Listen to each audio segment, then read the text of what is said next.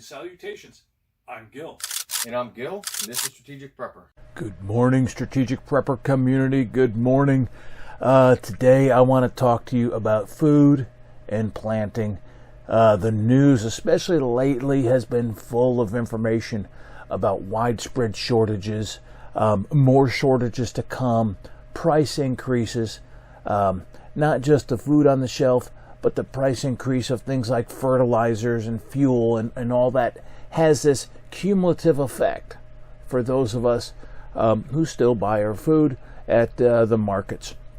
So these things, so many people are projecting are going to get worse and worse and worse. So I want to talk to you today about taking care of your food situation, and I'm also going to talk to you about why these heirloom seeds may not help you out. So you're going to have to stay to the end. We're going to talk about that later on, about why they may not help you out. So let me share what I'm doing, and hopefully what we've got are some ideas here at Strategic Prepper that will help you. You've heard us say before that we need to plant our own food.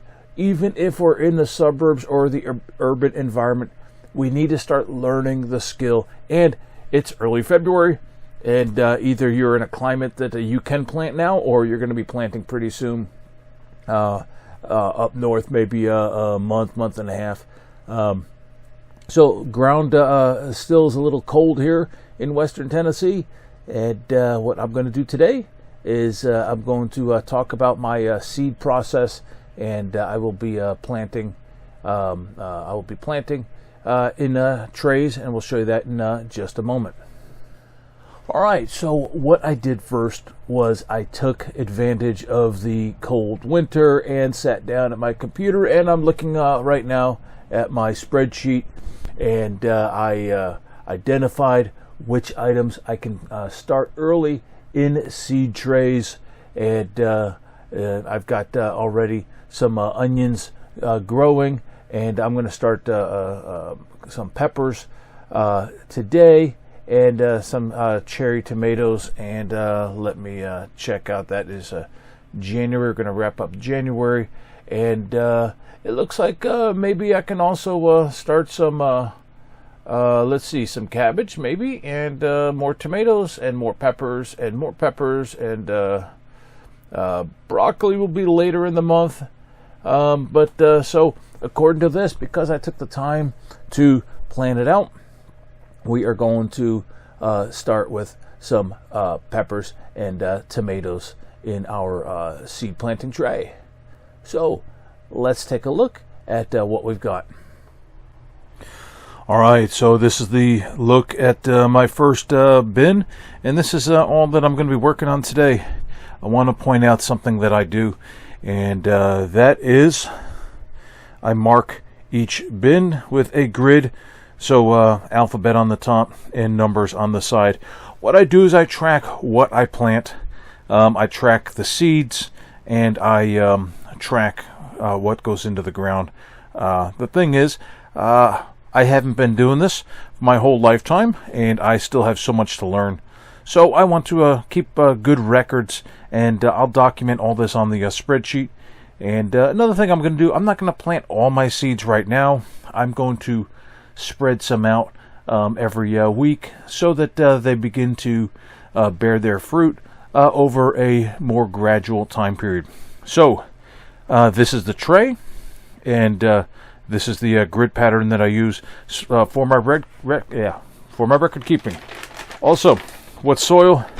I use a good seed starting mix, and there's a number of brands out there, and this is what I use.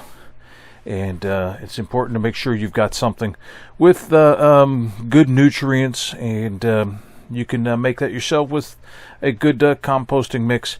But this is what I start with. And like I said, one tray, and then I'm going to go ahead and put some seeds. So let me move this, and I'll show you my seed storage. And this is what I've got. I've got a number of bins, and these were actually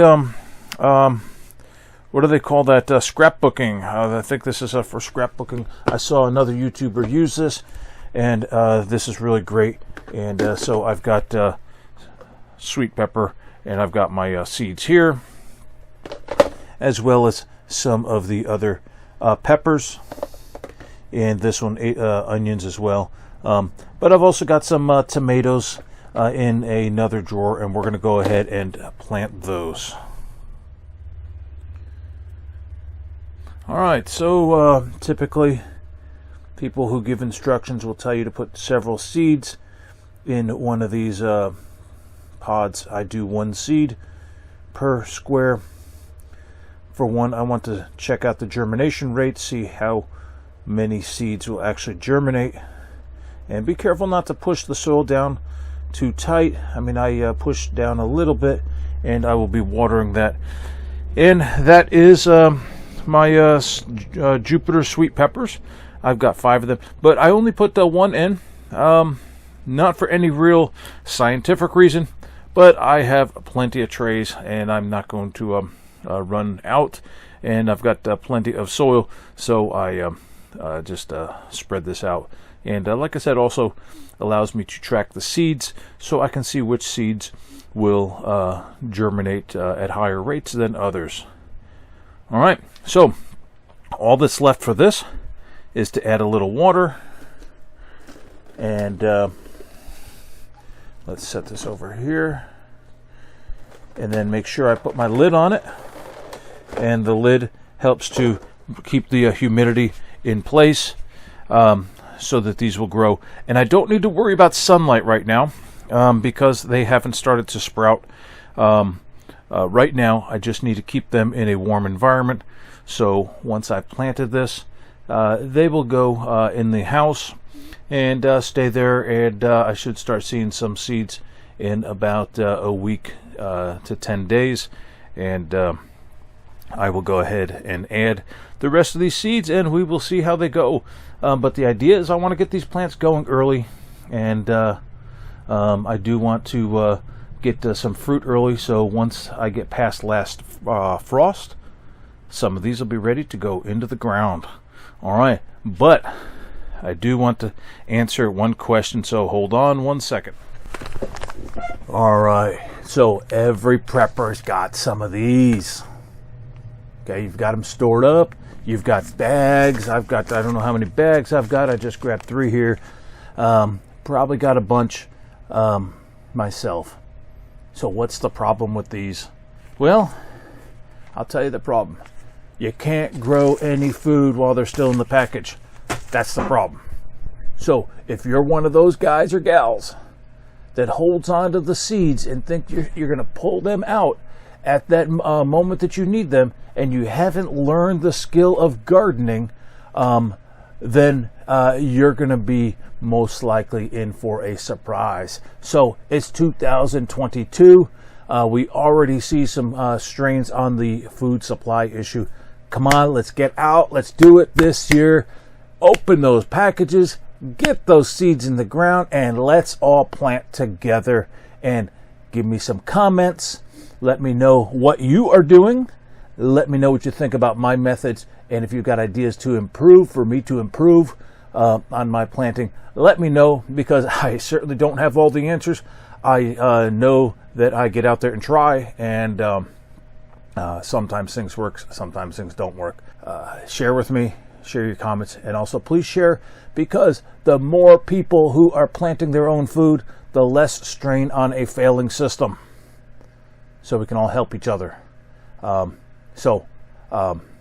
Like I said, share and leave your comments, give a thumbs up, and I want to say thank you, and let's get planting. Stay safe and stay prepared.